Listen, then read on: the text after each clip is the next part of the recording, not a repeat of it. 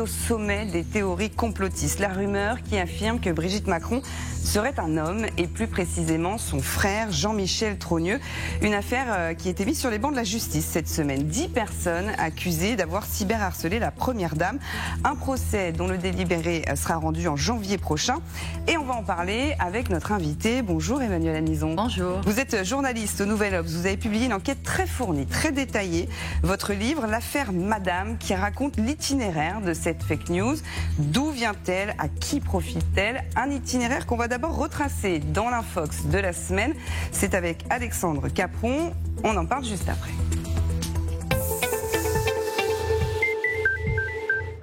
Quel est l'itinéraire de cette Infox? On va tenter d'y répondre ce matin. Bonjour Alexandre. Bonjour Anne-Chloé. C'est une théorie complotiste qui est devenue planétaire, mais d'où vient-elle?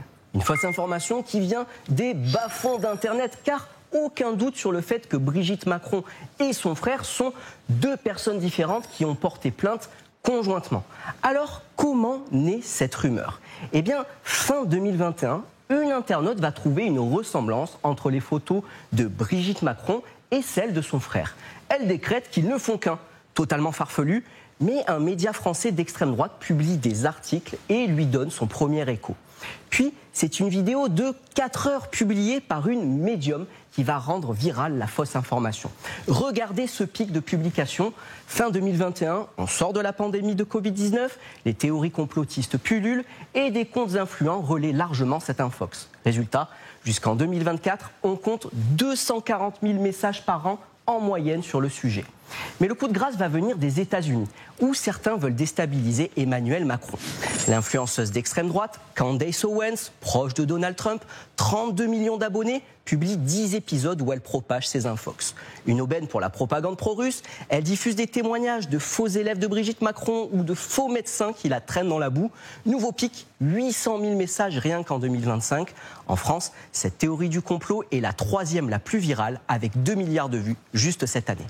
Alexandre, pourquoi cette rumeur perdure malgré l'évidence? D'abord, Brigitte Macron n'est pas la seule concernée.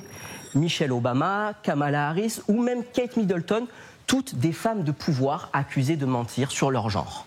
Le couple Macron est aussi victime de sa différence d'âge, un fantasme qui alimente la sphère complotiste, comme l'explique ce spécialiste. Il existe, aux États-Unis principalement, un mouvement politique qui s'appelle QAnon. Ce mouvement, eh bien, il défend l'idée qu'il y aurait une secte de pédophiles satanistes qui gouverne le monde en secret. Le chef de cette secte, pour ces complotistes, c'est Emmanuel Macron. Ajoutez à cela que toute tentative de réfuter une théorie du complot la renforce et vous avez les raisons de cette diffusion planétaire. Merci beaucoup Alexandre.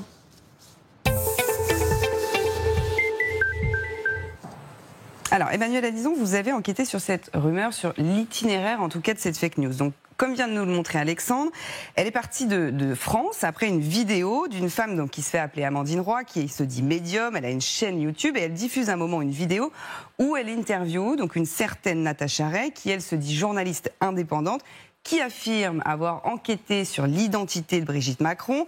Elle dit que c'est un homme, qu'en réalité, donc, elle est son frère, Jean-Michel Trogneux. Alors, cette vidéo, d'ailleurs, au début, elle fait pas grand bruit. Puis d'un coup, elle devient virale, 500 000 vues. Cette femme, Natacha Ray, vous l'avez d'ailleurs rencontrée. C'est un peu le fil rouge, d'ailleurs, de votre livre.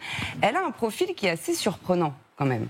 C'est-à-dire qu'elle a le profil d'une citoyenne lambda qui peu à peu dérive dans un univers de contre-information, de désinformation. C'est-à-dire que elle a, au moment où ça éclate, elle a 50 ans et les années précédentes, elle a arrêté de regarder les médias dits traditionnels. Elle a regardé de plus en plus Internet.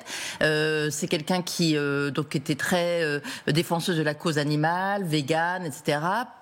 Pas très politisée à la base, mais dans une revendication anti-élite qui fait qu'elle a basculé aussi avec les Gilets jaunes, quand les Gilets jaunes ont éclaté, avec une certaine violence déjà sur les réseaux sociaux. Pas violente dans la vie, hein, c'est une jeune femme très très féminine, on l'a vu à l'antenne, d'ailleurs, très très douce dans la vie, pas du tout. On n'imagine absolument pas quelqu'un de violent. Et puis avec le Covid, c'est le confinement, hein, ça c'est un moment. Voilà, c'est quelque chose qui a évidemment contribué, comme pour beaucoup de gens autour d'elle d'ailleurs, à une vraie bascule. Bascule parce que défiance vis-à-vis des vaccins, etc. Et puis parce que enfermement. beaucoup de temps, Internet, etc. Et cette jeune femme, elle voyait des rumeurs depuis 2017 autour de Brigitte Macron, notamment liées à la différence d'âge, évidemment de Brigitte Macron et Emmanuel Macron, beaucoup de caricatures, des caricatures qu'il a comparées à des hommes, à des singes, enfin voilà, des choses comme ça. Et elle s'est dit quand même, c'est étonnant, cette histoire. Et il y avait aussi des biographes qui disaient qu'ils avaient du mal à enquêter sur la vie de Brigitte Macron, qui n'avaient pas du tout, clairement pas envie qu'on aille s'intéresser à sa vie d'avant Emmanuel Macron, en fait, avec une histoire qui était quand même compliquée, parce qu'elle l'a connu quand il était jeune, il était mineur, elle était sa prof de théâtre, donc tout ça, ça crée des zones un peu d'ombre, et ce sont des... On s'engouffre. Voilà, les défiants ou complotistes, gens qui qui s'excitent beaucoup sur les silences et les zones comme ça un peu d'ombre, et donc elle s'est complètement, en fait, investie, c'est devenu la cause de sa vie. Pendant 3 ans, elle a travaillé vraiment non-stop sur cette affaire. Et puis comme elle a essayé de le faire sortir dans la presse des médias traditionnels qui n'en ont pas voulu, et pour cause, elle a contacté Xavier Poussard, qui est un journaliste d'extrême droite, d'une feuille qui s'appelle Fait et Documents, feuille d'information pas du tout connue, qui lui a commencé à feuilletonner déjà à l'automne 2021 dessus, mais sans vrai écho, à part sur les sphères, on va dire, classiques de l'extrême droite. Et en désespoir de cause, elle a fini par demander à cette médium qu'elle suivait, mais qui était vraiment une chaîne complètement obscure, d'accepter de l'interviewer. Et contre toute attente, cette vidéo qui a duré 4 heures, qui est complètement, enfin je veux dire, vraiment 4 heures, c'est délirant. Elle a explosé et elle a amené Brigitte Macron pour la première fois s'exprimer dessus quelques semaines après, début janvier 2002, sur le plateau de TF1 et de RTL. Elle est invitée pour les pièges jaunes, elle est interrogée et elle répond dessus et elle dit qu'elle va porter plainte en diffamation. Et en fait, c'est un peu le début de l'explosion de cette rumeur. Et ces 2 femmes, d'ailleurs, elles ont été condamnées pour diffamation en première instance, relaxées d'ailleurs en appel. Le couple Macron s'est quand même pourvu en cassation. Donc en plus, l'affaire judiciaire, elle se poursuit. Et puis il y a eu un autre procès qui s'est déroulé donc cette semaine. C'est 10 accusés pour cyberharcèlement, dont Amandine Roy, alors pas Natacha Ray. Ça, c'est un noyau dur, on peut dire, de personnalités. Qui sont-ils? D'où viennent-ils, Tristan? Alors c'est pas forcément les principaux acteurs qui sont jugés, qui ont été jugés cette semaine. On a effectivement Amandine Roy, qui a été un relais parce qu'elle est youtubeuse à l'origine et qui est une personnalité assez loufoque. Elle aussi, qui est également qui a une empreinte complotiste quand même assez chargée. Mais ce que je trouve assez intéressant, c'est que dans ce procès-là, on a effectivement quelques intervenants qui sont centraux, comme effectivement Amandine Roy et Aurélien Poisson-Atlan, qui est responsable d'un compte Twitter, Zoé Sagan. Alors Zoé Sagan, qui a énormément viralisé cette séquence. Et puis on a d'autres individus qui sont plutôt des seconds couteaux, des personnes qui, elles, n'ont pas été d'ailleurs des acteurs réels de la viralisation en ligne et qui se sont fait prendre dans la nasse judiciaire, alors que, pour être tout à fait honnête, beaucoup d'autres personnes auraient eu leur place dans ce procès-là.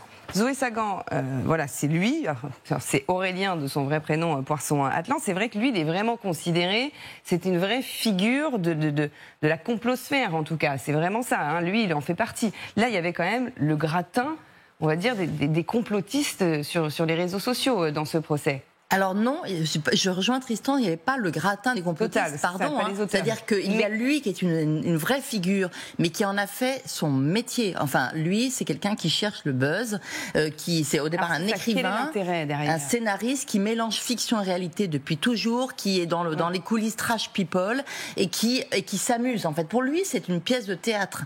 On ne sait pas vraiment s'il y croit, s'il y croit pas. En tout cas, il veut faire parler de lui, il en fait une espèce c'est ce qu'il a défendu au procès, d'expression artistique, satirique. Il défend l'aspect satirique. Sauf que lorsqu'il était sur les réseaux sociaux et notamment X, il a vraiment très très largement contribué à propager cette rumeur sur X, mais de manière quasi professionnelle. C'était tous les jours, c'était vraiment du pilonnage, mais main dans la main avec ce Xavier Poussard dont on a parlé au début, qui est le fameux journaliste de Fait et Documents. Il n'est pas inquiété pour l'instant par la justice. Lui, c'est pour ça que j'ai dit que tout le monde n'y est pas. C'est-à-dire qu'il y a à la fois Xavier Poussard, lui, n'est pas inquiété. Enfin, il a été auditionné par la police à Milan, mais pour l'instant, il ne fait pas partie de cette. Il n'a pas été auditionné et donc pour ce procès. Et il y a aussi un tas d'autres médias, en fait alternatifs, complotistes, qui pour l'instant ne sont pas inquiétés en France et qui ont très très largement contribué à la propager, notamment en invitant Natacha Ray, en invitant Xavier Poussard, en invitant les principaux acteurs de cette rumeur. Et de manière assez étonnante. Pour l'instant, ces médias n'apparaissent nulle part dans les... Alors, on a vu qu'ils sont cités, par exemple, dans la procédure judiciaire, mais ils n'ont pas du tout été inquiétés pour l'instant. Et d'ailleurs, ils étaient là à commenter ce procès, alors que de fait, ils participent très grandement à cette rumeur. Alors, la cellule des vérificateurs et Thomas Despote notamment ont enquêté sur le profil de ces personnalités qui ont été mises sur les bancs de la justice, ces 10 personnes. Ce qui est intéressant de voir aussi, c'est que quand je disais en fait gratin de la complotosphère, c'est que ça réunit tous les complots. C'est-à-dire que souvent, on a quand même, ce sont des gens qui sont anti-vax, qui sont aussi climato-sceptiques.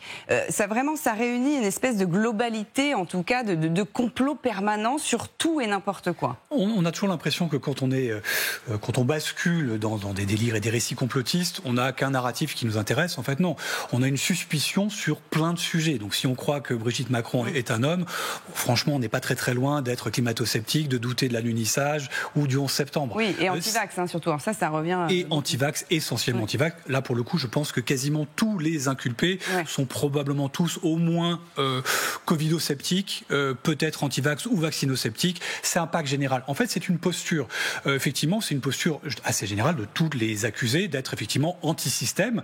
Certains ont une tonalité idéologique très chargée à l'extrême droite, d'autres moins. C'est beaucoup plus vaste, notamment les seconds couteaux, qui ne sont pas tous forcément encartés à l'extrême droite. Ça, il n'y a pas de doute là-dessus. Mais c'est un pacte général, c'est une posture générale. On n'est pas complotiste sur un sujet. Si on bascule sur un sujet aussi énorme, c'est qu'on l'était et qu'on l'est sur plein d'autres sujets. Alors, le dénominateur commun, ce qui revient quand même très souvent, c'est le mensonge d'État. C'est-à-dire, on nous ment, et la haine des élites, en fait. Et la haine, d'ailleurs, aussi contre Brigitte Macron et contre son mari, surtout contre le président de la République. Ça, c'est vraiment le dénominateur commun. Oui, c'est vraiment une défiance absolue vis-à-vis des élites, qu'elles soient politiques, économiques, médiatiques, mais qui est à la base nourrie depuis des années par de vrais scandales. C'est-à-dire, les scandales pharmaceutiques, ce sont des choses, par exemple, vous voyez, typiquement sur le Mediator, le sang contaminé, enfin, tous ces scandales, en fait, ont nourri l'idée que on nous ment. Et notamment, c'est aussi pour ça que ça a eu tellement d'impact au moment du Covid, c'est qu'on était au cœur de... Natacha Ray m'a encore envoyé il y a quelques jours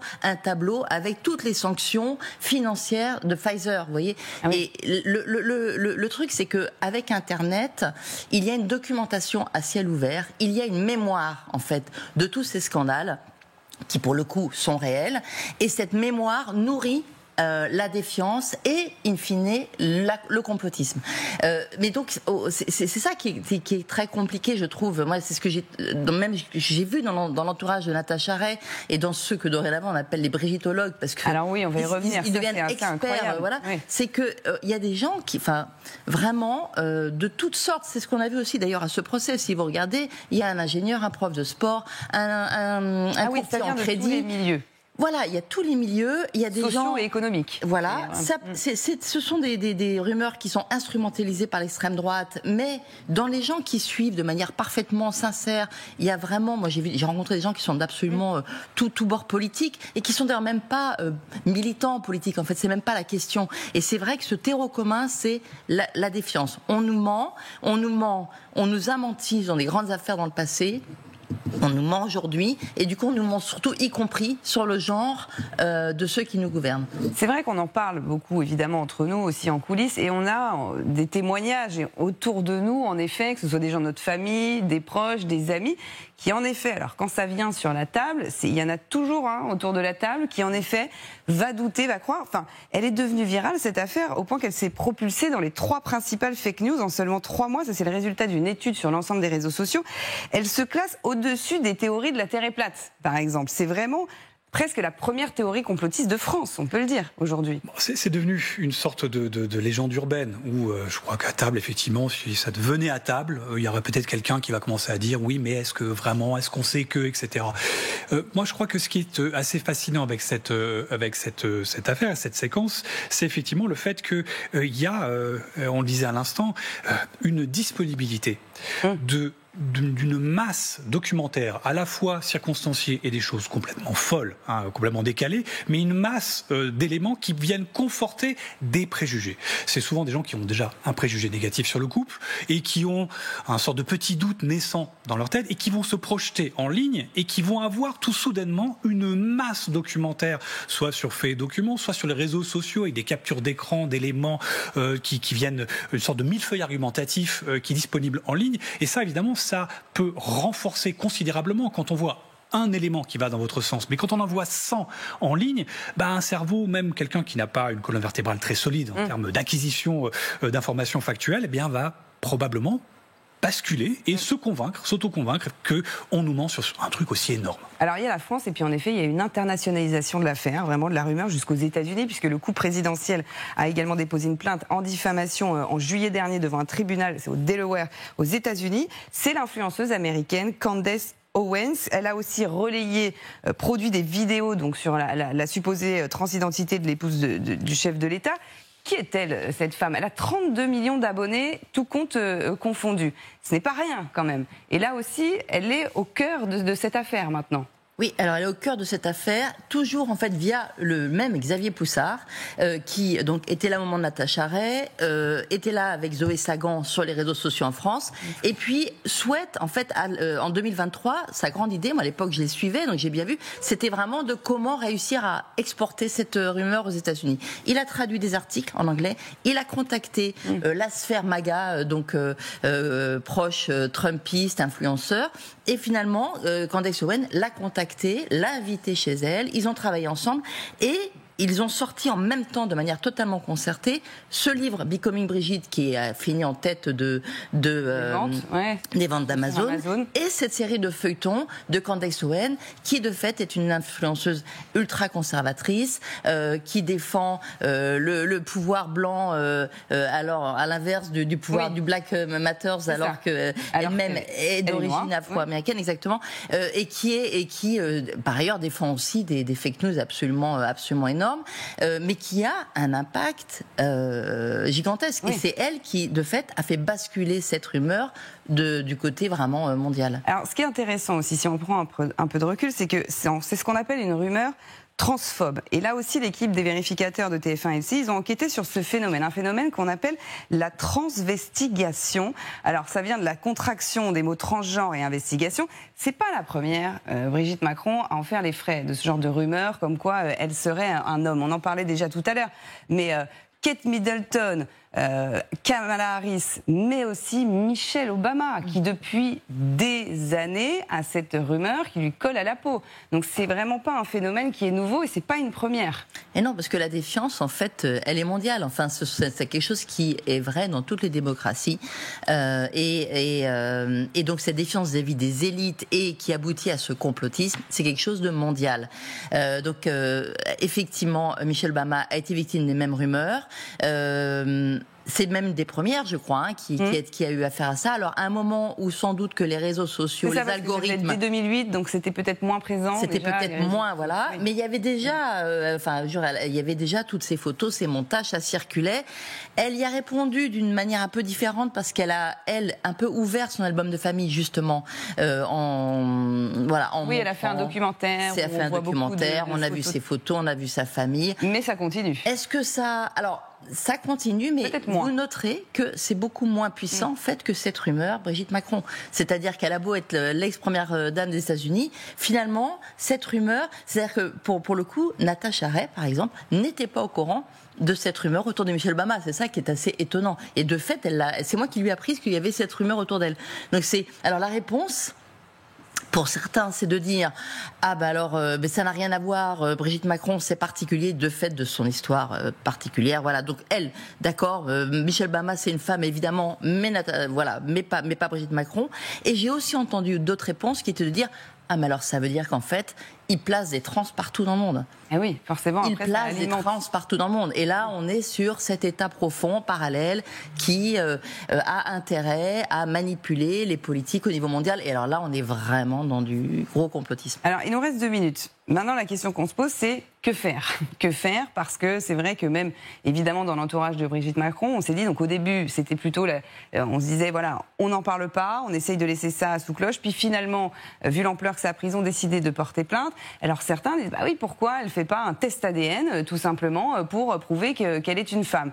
Mais, là aussi Tristan, on peut se dire, alors si un test ADN, il ne faudra pas qu'il soit fait par des laboratoires français parce que la sphère complotiste dira « Ah ben non, mais les laboratoires, ils sont de mèche avec Emmanuel Macron et avec Brigitte Macron, donc on nous ment. » Alors que faire, en fait, finalement ? Il n'y a pas de bonne solution pour les victimes, il n'y a que des mauvaises solutions. Se taire, c'est laisser la rumeur se diffuser. Ne pas engager de procédure judiciaire, c'est aussi, pour certains, c'est admettre que on leur a dit des fois, hein, notamment pour d'autres figures, en disant mais pourquoi vous portez pas plainte ?